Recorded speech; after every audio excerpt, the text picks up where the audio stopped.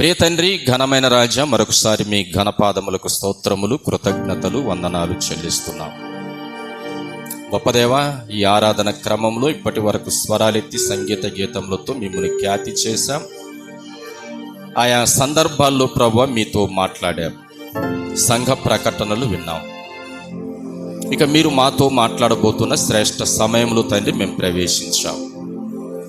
అనేక సార్లు మేము మీతో మాట్లాడతాం, కానీ దాదాపుగా మా స్వార్థాన్ని అపేక్షించి మాట్లాడతాం. మీరు మాతో మాట్లాడే ప్రతి మాట నాయన మా మేలు కోరి మాట్లాడతారు. కనుక మీ మాటలు వినుటకు మేము శ్రద్ధ కలిగి మా వీణులను మీ వైపునకు మళ్లింప చేసుకోవడానికి సహాయపడమని కోరుతున్నాం. దీనుడను మీ పక్షంగా నిలిచుంటున్నాను. నాకున్న ఈ యోగ్యతను బట్టి కాక కేవలం మీ ఆత్మశక్తితో నన్ను వాడుకొని అవసరమైన మీ మాటలు మీ బిడ్డలమైన మా అందరికీ వినిపించి మా అందరి అంతరంగ జీవితాలు మరొక నూతనమైన అనుభవాన్ని పొందడానికి సహకరించుమని యేసుక్రీస్తు నామములో ప్రార్థించి బ్రతిమాలి అడిగి వేడుకొనుచున్నాం తండ్రి, ఆమేన్. సరే, ప్రభునందు ప్రియమైన సంగమ, దేవుని బిడ్డలారా, ఘనమైన దేవుని ప్రేమలో అనుక్షణము కాపాడుతున్న ఆయన దయలో జూలై మాసం అంతా మనము చక్కగా కాపాడబడ్డాము. ఆరోగ్యముతో దేవుడిచ్చిన ఆయుష్ను బట్టి ఆగస్టు మాసములో అడిగిడి 3వ దినం, మొదటి ప్రభు దినముగా మనందరము కలిసి ప్రభువును కీర్తించడానికి ఈ మంచి తరుణం, గొప్ప భాగ్యం దేవదేవుడు అనుగ్రహించాడు. మనందరం కూడా దేవునికి కృతజ్ఞులమై ఆయనకు స్తోత్రాలు చెల్లింపు బద్ధులమై ఉన్నాం. మనం పాడే పాటలు, చేసే ప్రార్థనలు, మనము వాక్యము జాగ్రత్తగా విని వాక్యానుసారంగా జీవించడం, ఇవన్నీ కూడా దేవుని ఘననామాన్ని మహిమపరుస్తున్నాయి అనే విషయాన్ని మనమందరం కూడా గ్రహించి, ఇప్పటి వరకు మనం పాటలు పాడాము, ప్రార్థనల్లో ఏకీభవించాం. ఇక దేవుని వాక్యమును వినుటకు మీరు శ్రద్ధ చూపాలని ప్రభు పేర మనవి చేస్తున్నాను. దయచేసి మరి ఆడిటోరియంలో కూర్చున్నటువంటి వారు గమనించండి. చాలామంది కంప్లైంట్ చేస్తున్నారు, వినేవారికి కూడా వాక్యం వినేయడం లేదు, చేపల మార్కెట్ లాగా చేస్తున్నారు, ఫోన్లు మాట్లాడుతున్నారు అని కంప్లైంట్స్ వస్తున్నాయి. దయచేసి ఆడిటోరియంలో కూర్చున్నవారు, మనమేం పాస్టర్ గారికి కనపడడం లేదు కదా, సంఘ పెద్దలకు కనపడటం లేదు కదా అని అనుకుంటున్నారేమో. దేవుని కనపడుతున్నారు మీరు, అది గుర్తుపెట్టుకోండి. పాస్టర్ గారికి కనపడకపోవచ్చు, సంఘ పెద్దలకు మీరు కనపడకపోవచ్చు. దేవుడు మన మధ్య ఉన్నాడు, దేవుడు చూస్తున్నాడు. కాబట్టి దయచేసి మనం ఎవరు చూడాలి, ఒకరు చూస్తే భయపడాలి, లేక ఒకరు చూస్తే క్రమంగా ఉండాలి అనేది కాదు. దేవుని సన్నిధికి వచ్చినప్పుడు దేవుని సన్నిధిలో క్రమంగా ఉండాలి, దేవుని మాటలు జాగ్రత్తగా వినాలి అనేటువంటి ఆ మంచి మనస్సు మీరు కలిగి ఉండాలని ప్రత్యేకంగా ఆడిటోరియంలో కూర్చున్న వారికి మనవి చేస్తాను. దాదాపుగా నాకు 3 వారాల నుండి కంప్లీట్ చేస్తున్నారు. దయచేసి అది మీరు గమనించాలని ఆడిటోరియంలో కూర్చున్న వారికి తెలియజేస్తూ ఉన్నాను. ప్రత్యేకంగా ఇటీవల కాలంలో మనం ప్రకటన గ్రంథం కొంత క్లుప్త చరిత్ర తెలుసుకుంటూ ఉన్నాం. మనం వచనం వెంబడి వచనము ధ్యానం చేయడం లేదు, కానీ కొన్ని విషయాలు మనము తెలుసుకుంటూ ఉన్నాం.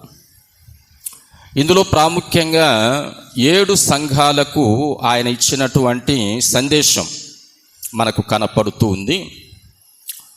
ఆ 7 సంఘాలకు ఆయన ఇచ్చినటువంటి సందేశంలో భవిష్యత్తులో జరగబోయేటువంటి స్థితిగతులు ఎలా ఉంటాయో తెలియజేస్తూ వచ్చాడు. ప్రతి సంఘంలో కూడా ఉన్న మంచిని బట్టి అభినందించాడు, చెడును ఖండించాడు, హెచ్చరించాడు, సరిచేసుకోమని వారిని ప్రోత్సహించాడు. ప్రతి సంఘంలో కూడా, అంటే మనకు ఎఫెసీ సంఘం నుండి లవోదికయ సంఘం వరకు కూడా ఆ 7 సంఘాలను ఆయన అలా హెచ్చరించాడు. ఇక జరగబోయేటువంటి పరిణామాలు ఎలా ఉంటాయో, క్రీస్తు రాకడకు ముందుగా జరగబోయేటువంటి సంభవాలు ఎలా ఉంటాయో వాటిని గూర్చిన వివరణలు తెలియజేస్తూ వచ్చాడు. ఇందులో 7 ముద్రలు కలిగినటువంటి ఒక గ్రంథం సింహాసనాసీనుడై ఉన్నటువంటి ఆయన చేతిలో ఉంది.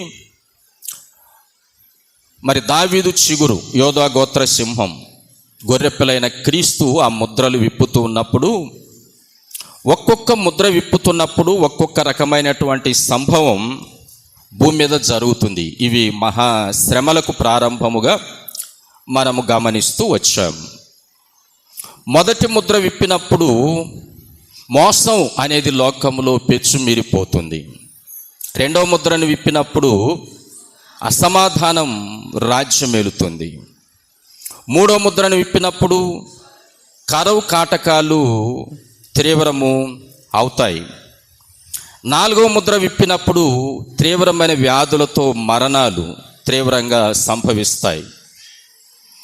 ఇక ఐదవ ముద్రను విప్పినప్పుడు హతసాక్షుల యొక్క ఆక్రందనలు దేవుడు విని మరి కొంచెము కాలం ఓపిక పట్టండి అని వారిని ఆదరించడం చూస్తాం.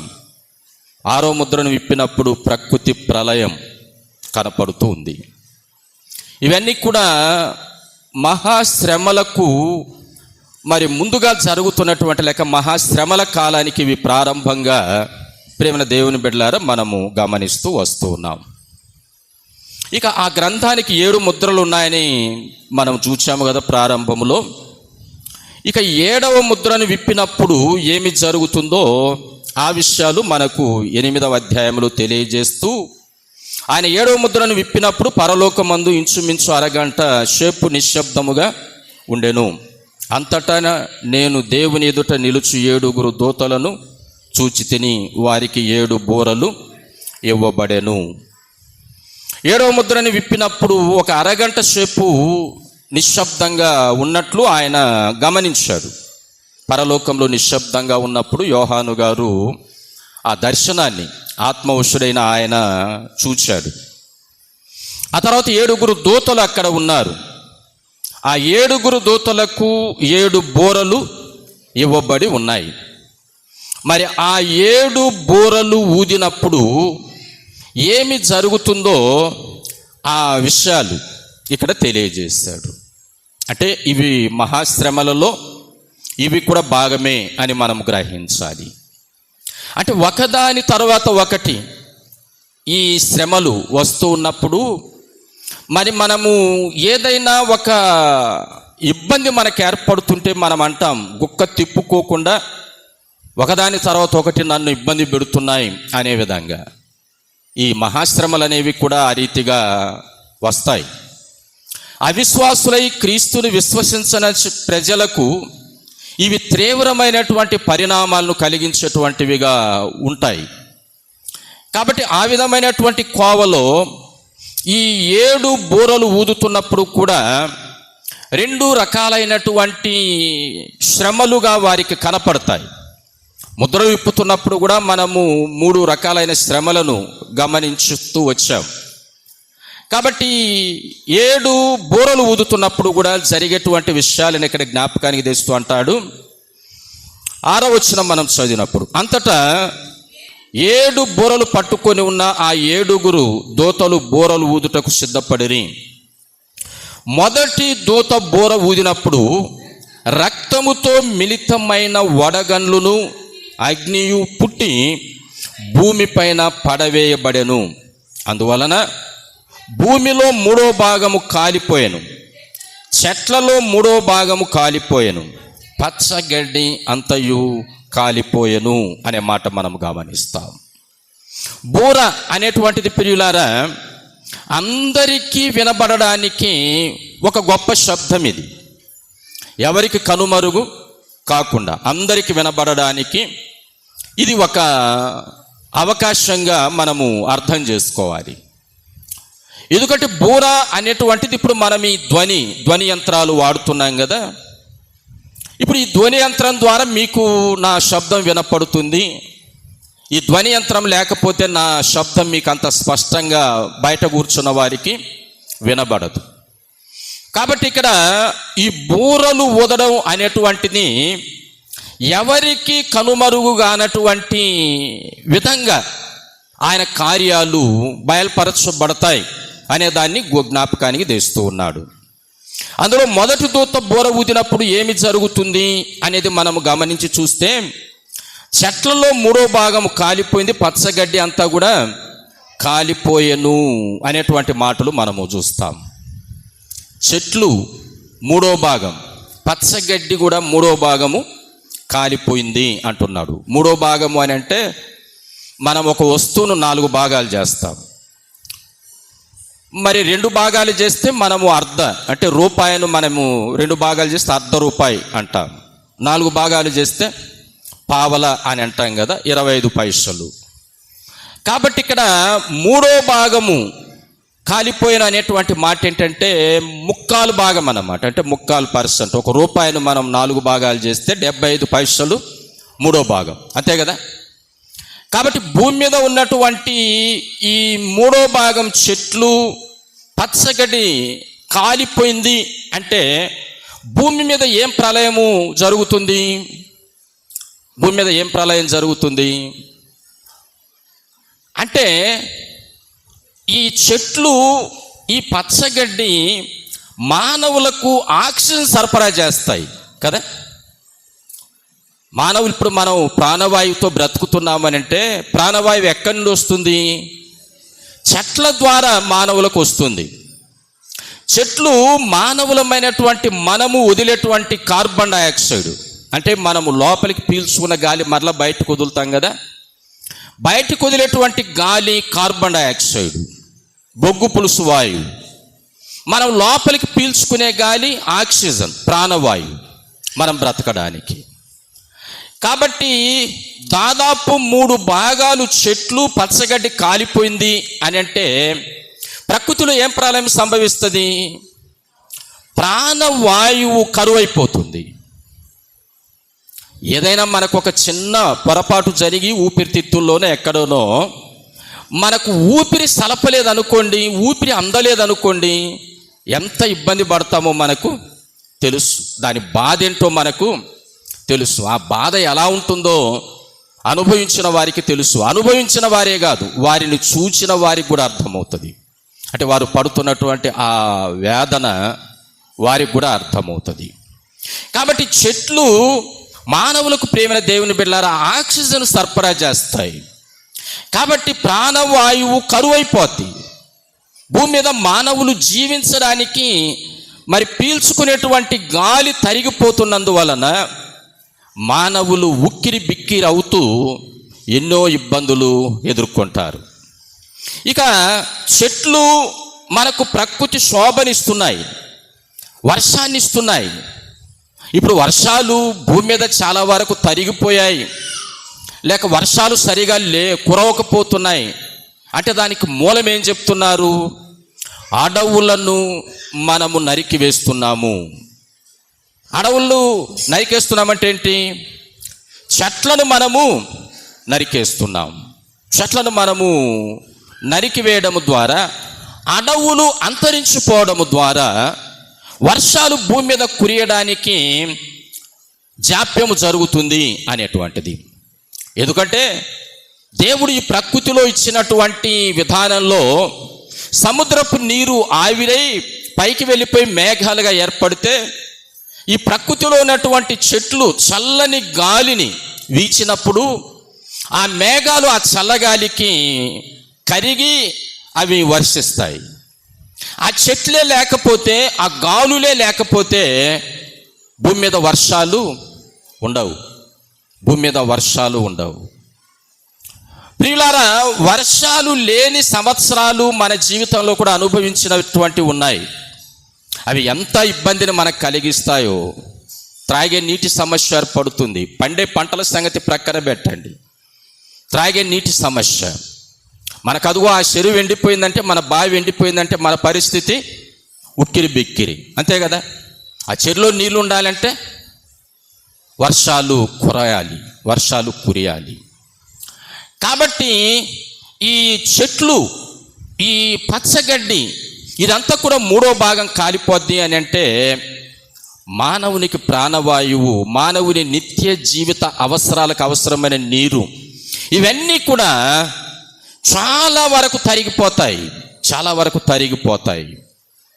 సమృద్ధిగా అన్నింటినీ సమకూరుస్తూ ప్రభుత్వాలు ఎన్నో ప్రయత్నాలు చేస్తుంటేనే ఇప్పటికే మానవులు రకరకాలైనటువంటి ఇబ్బందులు పడుతూ ఉన్నారు. రకరకాలైన ఇబ్బందులు, అసౌకర్యాలు ఇంకా ప్రభుత్వం దృష్టికి తీసుకొని వెళుతూ ఉన్నారు.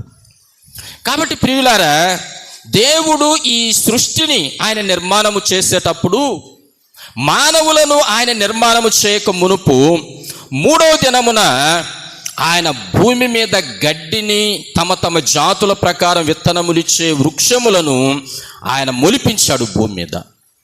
ఎందుకని? ఇవి మానవునికి చాలా అవసరం.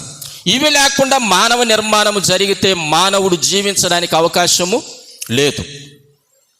ఆదికాండం మనం 1వ అధ్యాయం చదువుతున్నప్పుడు 12వ వచనములో భూమి గడ్డిని తమ తమ జాతి ప్రకారం విత్తనములిచ్చు చెట్లను తమ తమ జాతి ప్రకారం తమలో విత్తనములు గల వృక్షములను మొలిపింపగా అది మంచిదని దేవుడు చూచెను. మొదట చెప్పాడు. మనం దాదాపు 9వ వచనం చదివితే ఆ విషయాలు కనపడతాయి.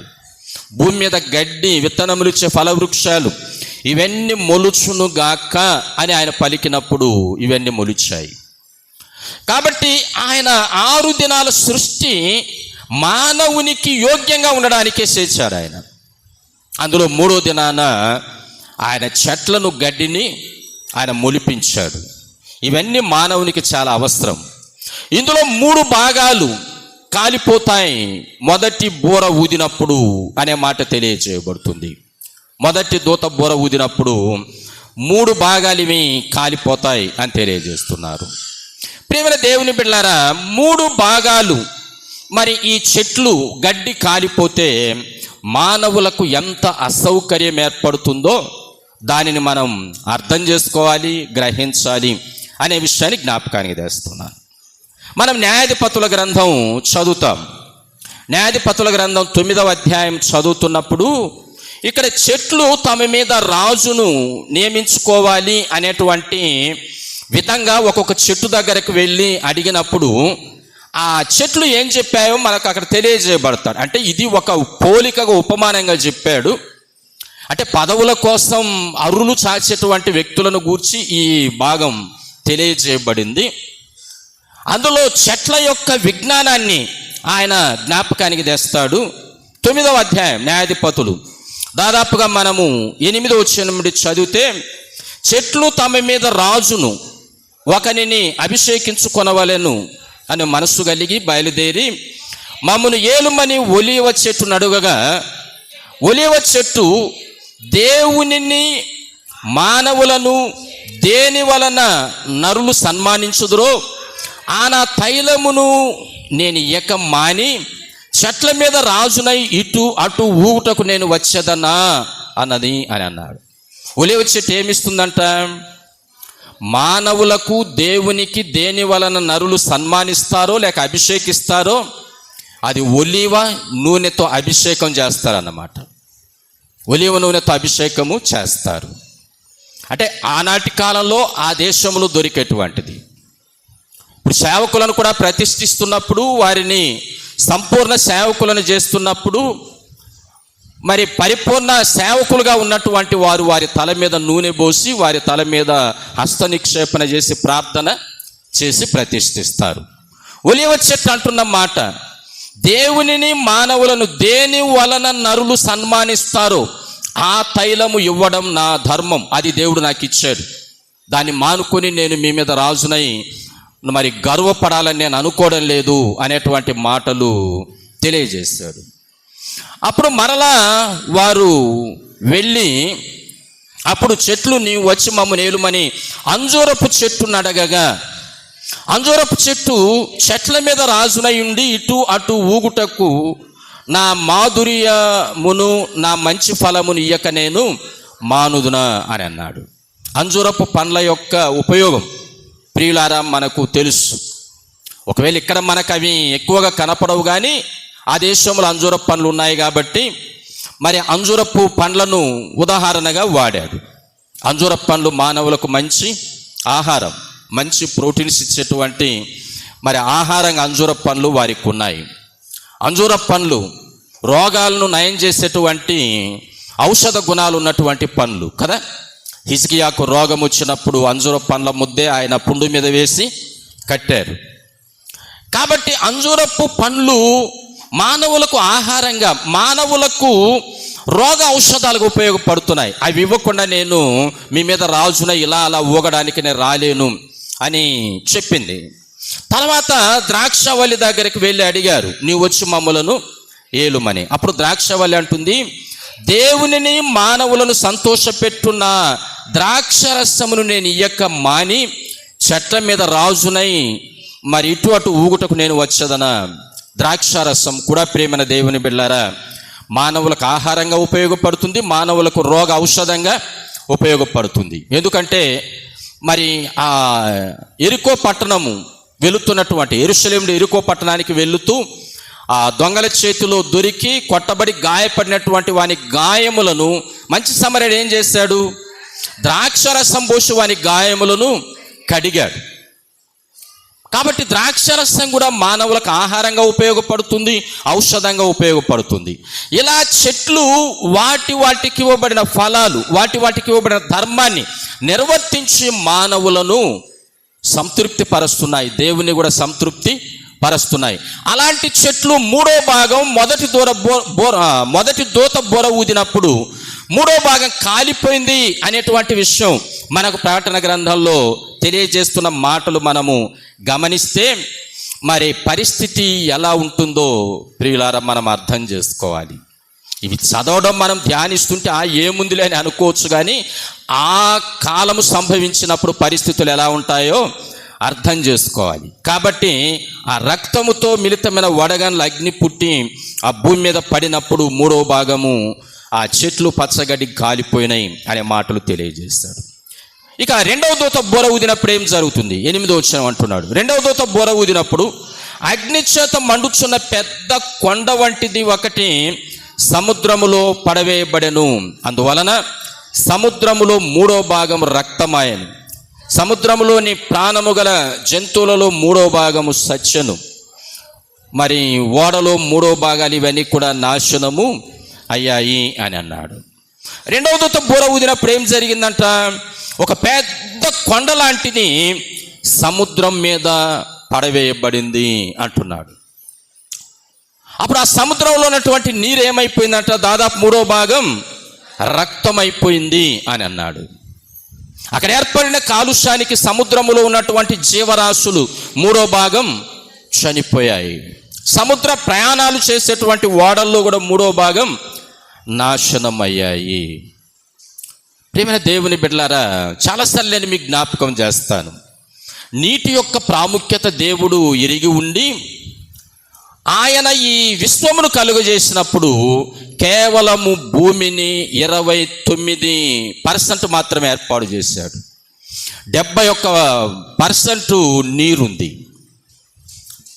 మనము ఈ భూమికి హద్దులు చెప్పుకుంటుంటే ఇటు తూర్పున మనకు బంగాళాఖాతం కనపడుతుంది, భారతదేశానికి హద్దులు చెప్పుకుంటాం, పడమర అరేబియా సముద్రం కనపడుతుంది, ఉత్తరాన హిమాలయ పర్వతాలు కనపడతాయంటే అవి కూడా నీరే, దక్షిణమున హిందూ మహాసముద్రం కనపడుతుంది.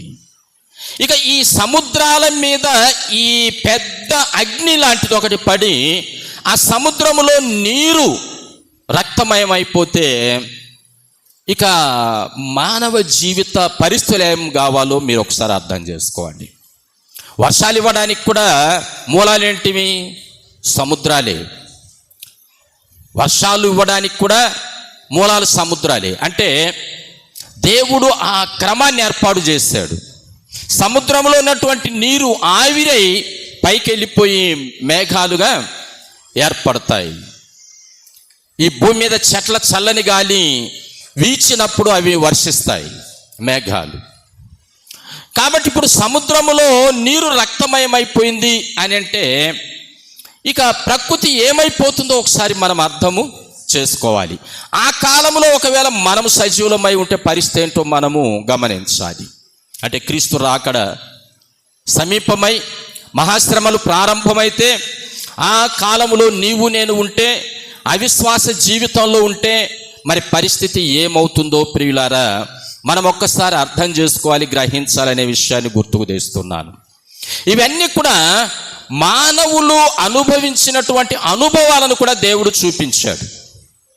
అంటే ఇవి ఎప్పుడు జరిగాయి, ఎప్పుడు మనకు జరగలేదు కదా అని మనం అనుకోవచ్చు, కానీ జరిగినటువంటి సంభవాలు కూడా మనకు ఉన్నాయి.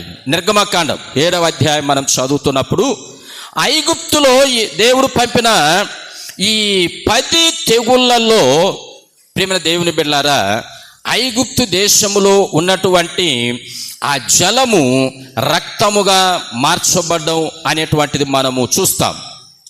నిర్గమకాండం 7వ అధ్యాయం మనం చదువుతున్నప్పుడు అక్కడ దాదాపు 20వ వచనం నుండి చదివితే, యెహోవా ఆజ్ఞాపించినట్లు మోషే అహరోనులు చేసిరి.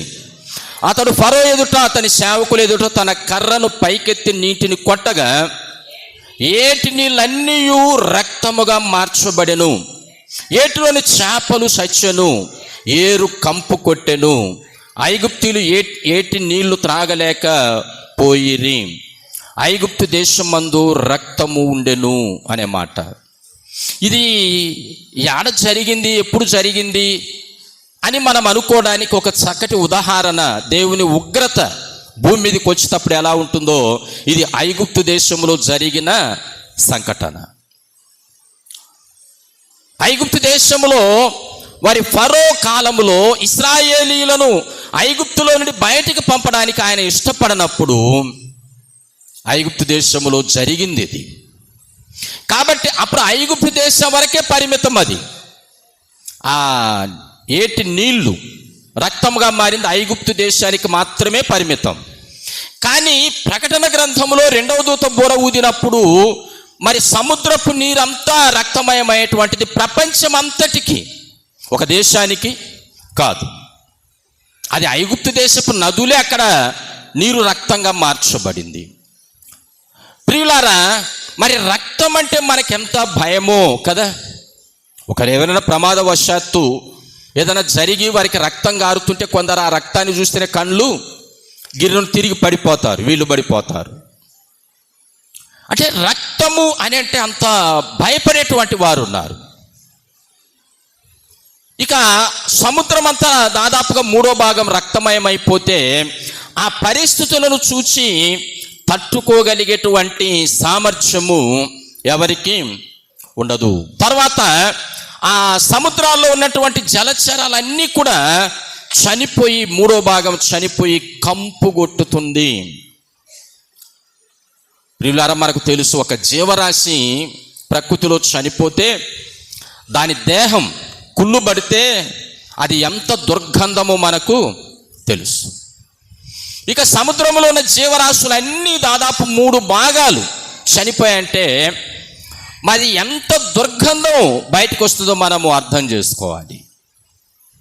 మరి ఆ దుర్గంధాన్ని భరించడానికి ఇప్పుడు ఏదో మనం దారిన వెళుతుంటే ప్రక్కన ఒక కుక్క ఒక పందో చచ్చిపోతే దాని దుర్గంధం వస్తుంటే ముక్కు మూసుకొని కొంచెం ముందుకు వెళితే రాదు, అంతే కదా. అది సమీపంలో రాగలిగినంత స్థాయి వరకే వస్తుంది, కొంచెం ముందుకు వెళితే రాదు. కానీ ఇది అలా కాదు. ఈ 2వ దూత బూర ఊదినప్పుడు జరిగేటువంటి ఈ సంభవం అలా కాదు. ఎందుకంటే ఇది సముద్రములో ఉన్న జీవరాశులన్నీ చనిపోయాయి. సముద్రం మనకు సమీపంగా లేదులే అనుకుంటే కాదు, ఆ దుర్గంధం మరి అది ఎంత దూరమైన వ్యాపిస్తుంది అది. కాబట్టి ఆ 3వ భాగం చెట్లు గాలిపోతే కేవలం ఒక 25% చెట్లుంటే ఆ ఆక్సిజన్ అంతకు ఇబ్బంది పడుతుంటే ఈ 1/2 ఆక్సిజన్ కూడా ఆ దుర్గంధంలో కలిసిపోతుంది. ఇక పరిస్థితి ఎలా ఉంటుందో, మహాశ్రమలంటే ఏంటో ప్రియమైన సహోదరులారా మనం అర్థం చేసుకోవాలి, గ్రహించాలి. కాబట్టి 2వ దూత బూర ఊదినప్పుడు ఇలాంటి స్థితి లోకంలో జరుగుతుందనేటువంటి సత్యాన్ని దేవుడైన యెహోవా ఆనాడు యోహాను గారిని ఆత్మౌషుని చేసి ఆయనకి ఇవన్నీ కూడా ఆయన చూపిస్తూ ఉన్నాడు. ఇవన్నీ వ్రాయి సంఘాల్లో ఉన్నటువంటి ప్రతి ఒక్కరూ తెలుసుకోవాలి, ఇవన్నీ రాయి అని ఆయన వ్రాయిస్తున్నాడు అనే మాట మనం గ్రహించాలి. ఇక 3వ దూత బూర ఊదినప్పుడు 10వ వచనం చదువుదాం. 3వ దూత బూర ఊదినప్పుడు దివిటి వలె మండుచున్న ఒక పెద్ద నక్షత్రం ఆకాశం నుండి రాలి నదుల 3వ భాగం మీదను నీటి బుగ్గల మీదను పడెను. ఆ నక్షత్రమునకు మాచిపత్రి అని పేరు. అందువలన నీళ్ళలో 3వ భాగము మాచిపత్రి ఆయను. నీళ్లు చేదైపోయినందువలన వాటి వలన మనుషులు అనేకులు సచ్చిరి. ఐగుప్తు దేశంలో నదులు రక్తమయమైపోయినప్పుడు ఐగుప్తులు ఏం చేశారంటే నదులకు ప్రక్కన వారు బావులాగా దోవుకున్నారు కదా. అక్కడ అదే భాగంలో మనం చదువుతాం. వారు గుంటలు తీసుకున్నారు నీటి ఓటలు తీసుకోవడానికి. కానీ ఇక్కడ అలాంటి ప్రయత్నం ఒకవేళ మనం చేస్తే మరి ఆ 3వ దూత బూర ఊదుతుంది. ఆ 3వ దూత బూర ఊదినప్పుడు ఏం జరుగుతుందంటే ఆ మండుచున్న నక్షత్రము ఒకటి రాలి ఆ నదుల 3వ భాగం మీద పడినప్పుడు ఆ నదుల నీరు అంటే మనం ఏ ప్రయత్నం చేసినా ఆ ప్రయత్నం అందు ఫలించదు. అవన్నీ కూడా నీళ్లు చేదైపోతున్నాయి.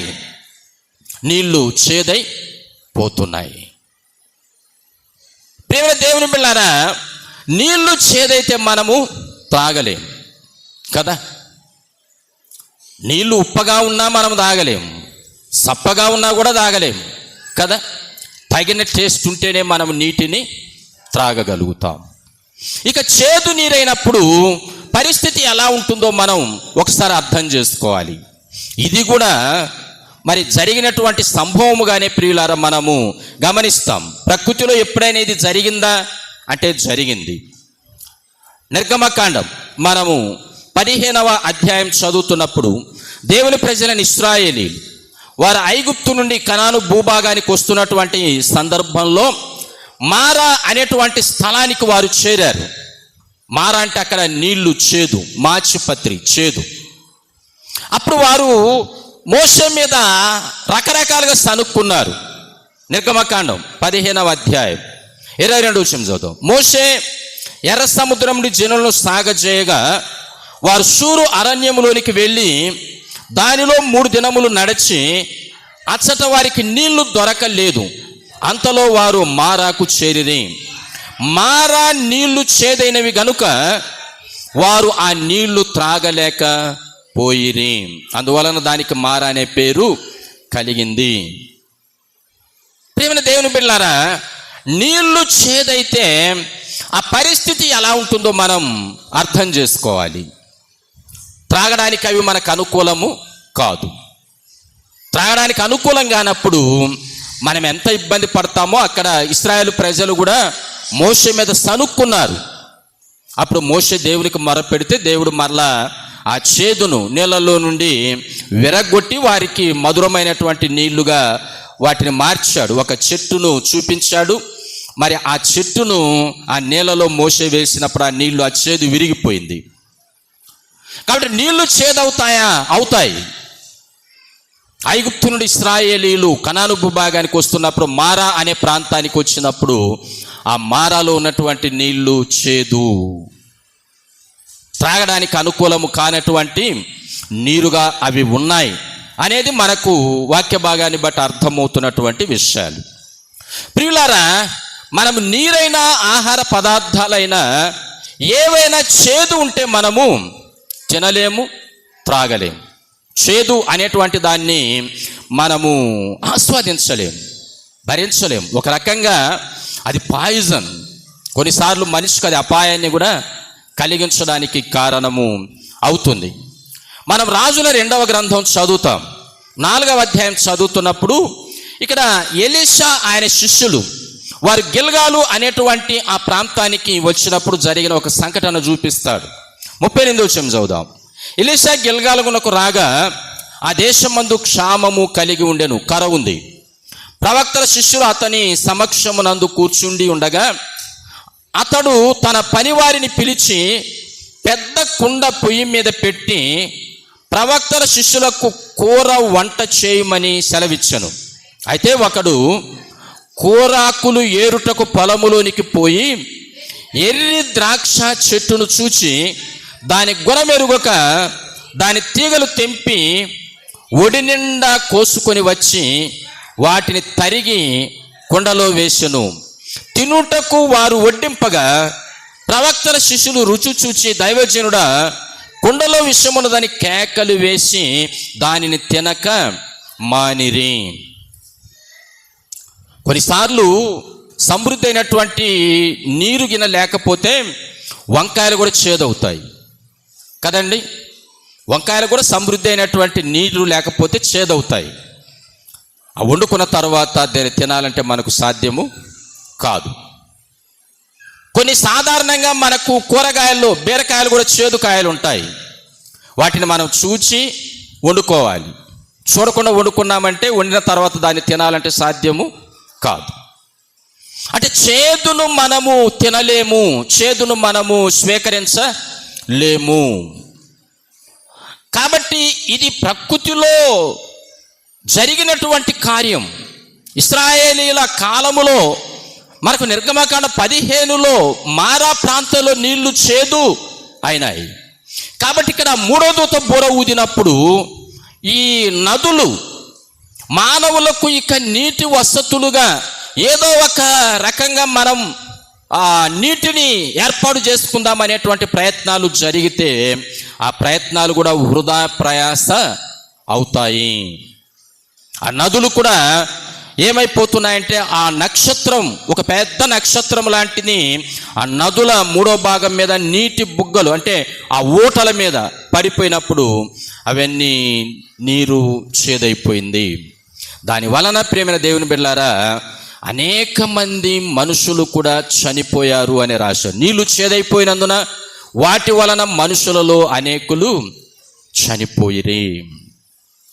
మహాశ్రమలంటే ఏంటో అని మనం అనుకుంటే ధ్యానం చేసి ఇవి జరిగినటువంటి సంఘటనలు కూడా అర్థం చేసుకొని చూస్తే ఈ మహాశ్రమల కాలంలో ఒకవేళ నేను సజీవుడనై నేను అవిశ్వాసిగా ఉంటే ఈ శ్రమల్లో నేను మరి సజీవునిగా ఉంటే ఈ బాధ ఎలా ఉంటుందో ఒకసారి అర్థము చేసుకోవడానికి ఎవరి వ్యక్తిగతంగా వారికి ఇది అవకాశంగా ప్రియమైన దేవుని బిడ్డలని నేను జ్ఞాపకం చేస్తున్నాను.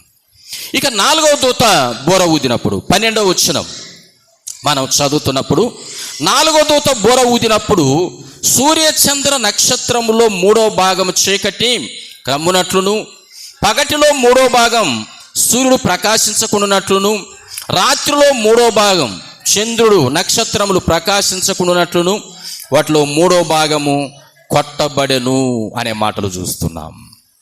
వెలుగు మనకు కావాలి. చీకటిని దేవుడు ఎందుకు ఏర్పాటు చేశాడంటే మానవులమైన మనము విశ్రాంతి తీసుకోవడానికి. ఒక దినం పనులు చేస్తాం, అలసిపోతాం. అలసిపోయినటువంటి మనము తిరిగి మన శరీరంలో ఆ సత్వ పెంపొందింపబడడానికి మనం విశ్రాంతి తీసుకుంటాం. అందులో ప్రాముఖ్యంగా చీకటి వేళలలో ఒకవేళ రాత్రి డ్యూటీ చేసేవారు కొందరు ఉండొచ్చు. కొన్ని పనుల్లో వారు ఒకవేళ రాత్రి డ్యూటీ చేస్తే వారు పగలైనా విశ్రాంతి తీసుకుంటారు, నిద్రపోతారు. ఎక్కువ శాతం ప్రపంచంలో ఎక్కువ శాతం మంది రాత్రి వేళల్లోనే విశ్రాంతి తీసుకుంటారు. కాబట్టి చీకటి అనేటువంటిది మానవులకు విశ్రాంతి తీసుకోవడానికి అది కారణమై ఉంటుంది అనేటువంటిది ప్రియులారా మనం గమనించి చూస్తే ఆ చీకటి మనుషులకు అనేక భయానకమైనటువంటి పరిస్థితులు పుట్టించడానికి కూడా కారణమవుతుంది. చీకటిలో మనం సంచరించాలి అని అంటే సంచరించలేము. చీకటిలో మనం అడుగు తీసి ప్రక్కన పెట్టాలి అని అంటే మరి అక్కడ రాయుందో, ఒకవేళ అక్కడ మనకు అపాయం కలిగించేదన్నా కీటకాలు ఉన్నాయేమో అనేటువంటి భయము, భీతి కూడా మనకి ఎప్పుడు పుడుతుంది? చీకటి వేళల్లోనే పుడుతుంది. కాబట్టి చీకటి అనేటువంటిది కూడా మానవులమైన మనకు ఒక రకమైనటువంటి భయాన్ని పుట్టించేటువంటిదిగానే ఉంటుంది అని ప్రియులారా మనం అర్థం చేసుకోవాలి. ఐగుప్తు తెగుళ్ళలో ఒక తెగులు ఆ దేశంలో చీకటిని కూడా దేవుడు ఏర్పాటు చేసి మరి వారికి దాని ఇబ్బంది ఏంటో అర్థం చేసుకునేటువంటి విధంగా ఆయన చేశాడనేటువంటిది ప్రియులారా వాక్య భాగంలో మనకు అర్థమవుతుంది. నిర్గమకాండం 10వ అధ్యాయం మనం చదువుతున్నప్పుడు దాదాపు 21వ వచనం నుండి చూస్తాం. అందుకు యెహోవా మోషేతో, ఆకాశం వైపు నీ చేయి చాపుము, ఐగుప్తు దేశం మీద చీకటి చేతికి తెలియనంత చిక్కని చీకటి క్రమున నేను మోషే ఆకాశం వైపు తన చెయ్యెత్తినప్పుడు ఐగుప్తు దేశమంతయు 3 దినములు గాఢాంధకారమాయెను.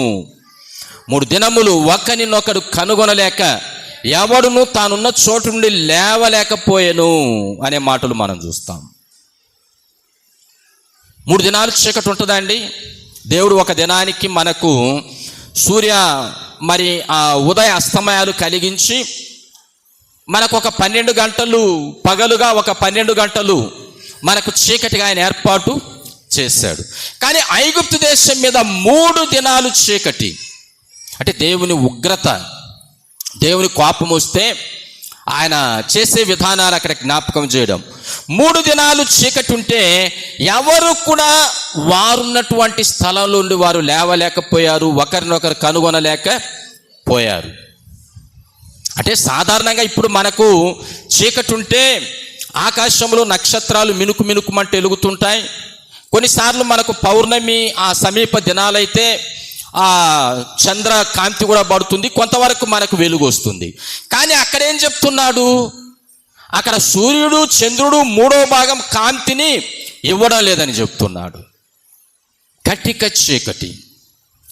ఆ చీకటిలో పరిస్థితులు ఎంత భయానకంగా ఉంటాయో ఒక్కసారి అనుభవించినటువంటి ఐగుప్తీయులు వెంటనే మోషేను పిలిచి, మరి ఫరో ఆయన అనుచరులు ఈ చీకటి పోయే విధంగా మీరు మరలా మీ దేవుని వేడుకోండి, మేము పంపిస్తాం అనే విధంగా మోషేతో మాట్లాడారు. చీకటి మానవునికి తీవ్రమైన అసౌకర్యాన్ని కలిగిస్తుందనే విషయాన్ని ప్రియులారా మనం అర్థం చేసుకోవాలి, గ్రహించాలి. మనం ఆదికాండం 19వ అధ్యాయంలో చూస్తాం. సొదొమ గొమొర్రా పట్టణాల్లో నివాసం చేస్తున్న లోతు దగ్గరకు అబ్రహామును సందర్శించినప్పుడు 3 మనుషులు అబ్రహాం దగ్గర విందు ఆరగించి తర్వాత వారు లోతు దగ్గరకు వెళ్ళారు. సొదొమ గొమొర్రా పట్టణాలు, ఆ పట్టణాల యొక్క గతి, ఆ పట్టణాల పాపాన్ని బట్టి వాటికి తీర్పు చేయడానికి వెళుతున్నారు. అబ్రహాం కూడా మాట్లాడాడు. అక్కడ మరి ఆ పట్టణాలను మీరు తీర్పు చేస్తామంటున్నారు, అగ్నితో వాటిని కాల్చేస్తామంటున్నారు, ఒకవేళ 50 మంది నీతిమంతులు ఉంటే అని అడిగారు. 50 మంది ఉంటే నేను ఆ అగ్ని రాకుండా చూస్తాను, ఒకవేళ 40 మంది ఉంటే అలా చేస్తాను. ఇలా ఆయన తగ్గించుకుంటూ వచ్చాడు. అయినా ఆ దేశం యొక్క పాపం, సొదొమ గొమొర్రా పట్టణాల యొక్క పాపం ఎంత భయానకం అంటే, అక్కడ లోతు ఇంటికి వీరు చేరినప్పుడు, ఈ 3 మనుషులుగా ఉన్నటువంటి వారు లోతు ఇంటికి చేరినప్పుడు 19వ అధ్యాయం మనం 5వ వచనం నుండి చూస్తే వారందరూ వచ్చారు. ఎవరు? ఆ సొదొమ పట్టణపు ప్రజలు వచ్చి లోతుని పిలిచి, ఈ రాత్రి నీ యొద్దకు వచ్చిన మనుషులు ఎక్కడ? మేము వారిని కూడినట్లు మా యొద్దకు వారిని వెలుపలికి తీసుకొని రమ్ము అని ఆయనతో మాట్లాడారు. లోతు అన్నాడు, ఎలారా, మరి వారు నా శరణు కోరి వచ్చారు, మరి ఇలాంటి పాపం చేసి మీరు పాతకం కట్టుకోవద్దు, అవసరమైతే మరి నా కుమార్తెలు ఉన్నారు, వారు పురుషుని ఎరుగనటువంటి 2 కుమార్తెలు, వారిని బయటికి పంపిస్తాను, వారిని మీరు ఏమైనా చేయండి, కానీ నా ఇంటికి వచ్చిన అతిథులను నేను మీ దగ్గరకు పంపి వారిని పాడు చేయించలేనటువంటిది చెప్పినప్పుడు, మరి వారు వీడు ఎక్కడి నుండో వచ్చి మన మీద తీర్పరిగా వచ్చాడు కాబట్టి దొమ్మిగా వెళ్ళి మరి ఆ లోతు నివసిస్తున్న ఇంటి ద్వారం ప్రవేశించి లోపలికి వెళ్ళి వారిని బయటికి రావడానికి ప్రయత్నం చేశారు. అయితే ఆ దూతలు లేక ఆ దేవుడు పంపిన మనుషులు లోతును లోపలికి లాగి తలుపేశారు. తలుపేసినప్పుడు చిమ్మ చీకటి వచ్చేసింది. ఇక వారు ఆ ద్వారమును, లోతు ఇంటి ద్వారమును వారు కనుగొనలేక చాలా ఇబ్బంది పడిపోయారు అనేటువంటిది వాక్య భాగంలో మనకు అర్థమవుతుంది. ఒకవేళ మనం ఇప్పుడు 10వ వచనం చదువుతాం. అయితే ఆ మనుషులు తమ చేతులు చాపి లోతును ఇంటి లోపలికి తమ యొద్దకు తీసుకొని తలుపు వేసిరి, అంటే ఆ లోతు దగ్గరికి వెళ్ళినటువంటి వారు.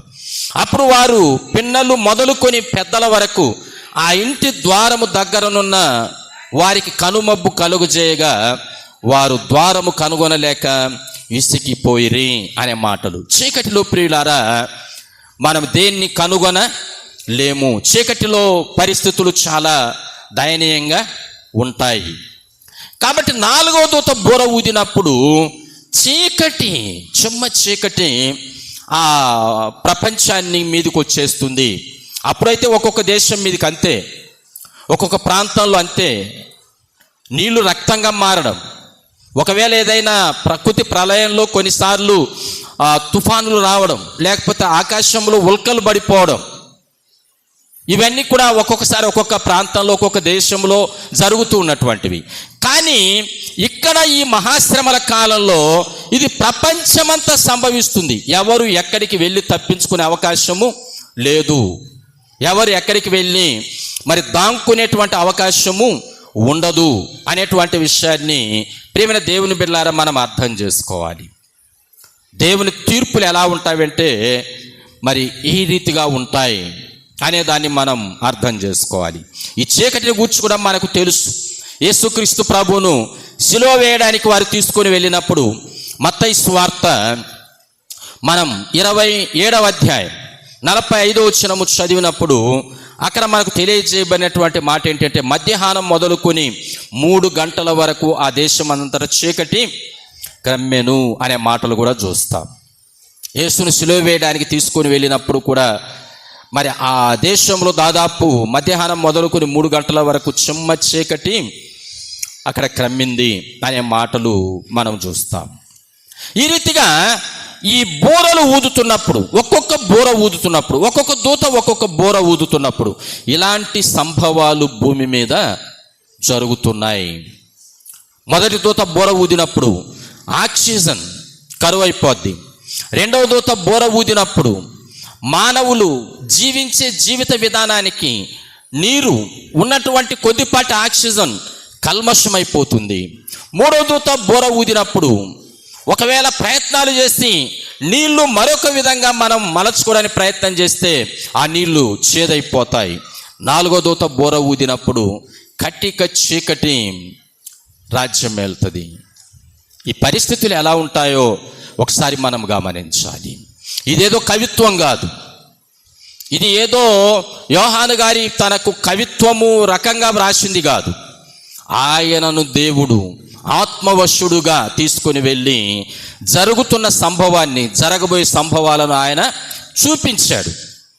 ఇవి జరగవు అని అనుకోకూడదు, ఖచ్చితంగా జరుగుతాయి. ఎందుకంటే పరిశుద్ధ గ్రంథమైన బైబిల్లో దేవుడు ప్రవక్తల చేత ప్రవచింపజేసినటువంటి ప్రతి ప్రవచనం, దేవుడు ప్రవక్తల చేత చూపించిన ప్రతిదీ కూడా నెరవేరింది, ఏది తప్పిపోలేదు. కాబట్టి మహాశ్రమలు కూడా తప్పిపోవు. ఇవి కూడా అవిశ్వాసుల మీద వాటి ప్రతాపాన్ని చూపుతాయి. కాబట్టి ప్రియమైన దేవుని బిడ్డలారా, సహోదరి సహోదరులారా, 7వ ముద్ర విప్పినప్పుడు, అంటే ఆ ముద్రలు వేయబడినటువంటి ఆ పుస్తకం ఉంది కదా, 6 ముద్రలు విప్పినప్పుడు 6 రకాలైనటువంటి ఇబ్బందులు లోకంలోకి జరిగాయి. 7వ ముద్రని విప్పినప్పుడు మరలా 7 దూతలు 7 బూరలు పట్టుకొని ఉన్నారు. ఒక్కొక్క దూత ఒక్కొక్క బూర ఊదినప్పుడు ఒక్కొక్క సంభవం జరుగుతుంది. ఈ 7 బూరలు ఊదే విషయాలను కూడా 2 భాగాలుగా చేశాడు. మొదటి 4 బూరలు ఊదినప్పుడు జరిగే సంభవాలు అవి.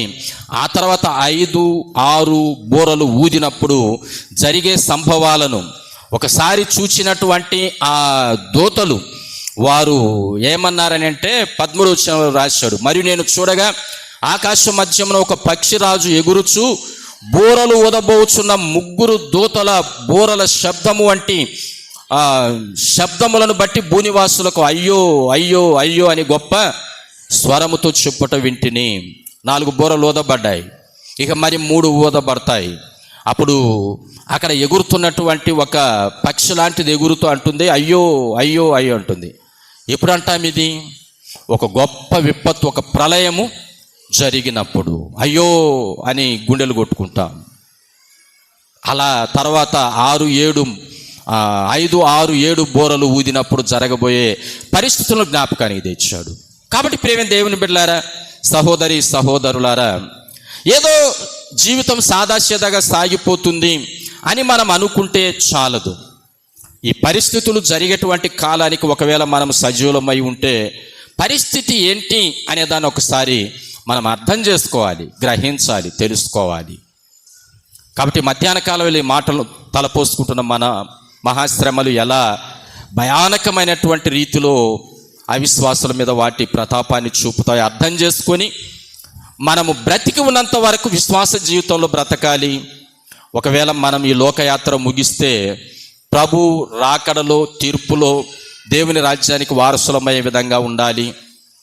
ఒకవేళ సజీవులముగా ఉంటే మనము రెప్పపాటున మార్చబడి ఆకాశ మండలానికి వెళ్ళిపోయే వారంగా ఉండాలి. కానీ ఈ మహాశ్రమలు, ఈ బాధలు అనుభవించేటువంటి స్థితిలో మనము ఉండకూడదు అనేటువంటిది దేవుని మాట, పరిశుద్ధాత్మ దేవుని తలంపుగా ప్రియులారా నేను జ్ఞాపకానికి తెస్తూ ఈ మాటలతో ముగిస్తున్నాను. దేవుడి మాటలు మనందరి ఆత్మల మేళ్ల కొరకై బహుగా దీవించి ఆశీర్వదించునుగాక.